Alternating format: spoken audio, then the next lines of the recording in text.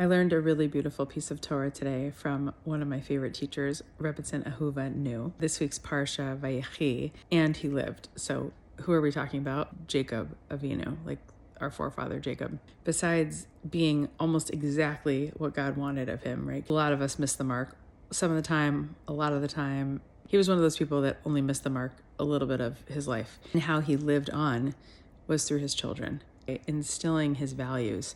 And at the end of his life, instead of giving his children just money, he gave each of them not only more of a blessing to be more of the qualities that God gave them and what made them stand out and highlighted each one, but that all of the children would get all of the good qualities from each other.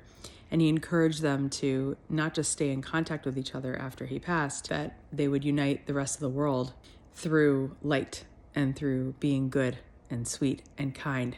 I'm so grateful to be a part of that. Towards the middle of class, Rebetzin Ahuva said, and so that's how we live on, is through our children. Tears were streaming down my face, and I allowed the feelings to come, and some of my fellow classmates, that they saw that I was crying. And I thought to myself, how wonderful it is that I am aware and awake to the fact that not having children is so painful for me. Of course, towards the end of class, when there was time for reflection and questions, I said, well, what happens if we don't have children? I heard you say right after that, because I am always open to inspiration and not feeling like a victim, that you said, and anyone that you inspire in your life, whether it's someone on the street or in the corner store when you're checking out, actual students that you have in a classroom, that is your legacy.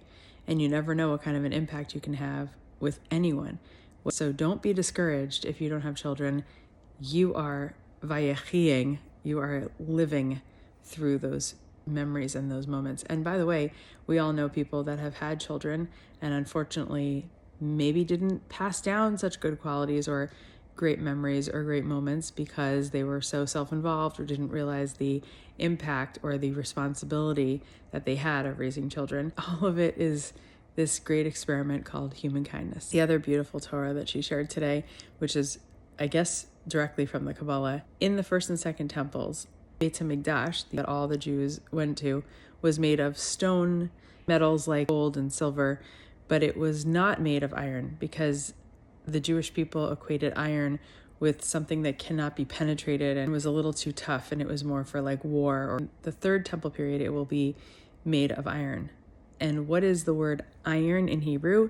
It's spelled Bet Resh Zayin Lamed Barzel. Those four letters are the four wives of Jacob: Bilhah, Rachel, Zilpah, and Leah.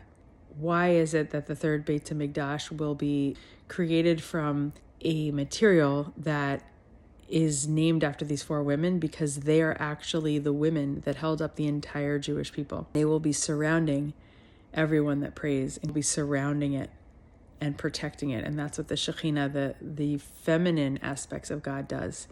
It strengthens, it protects, it surrounds, and it becomes a fortress.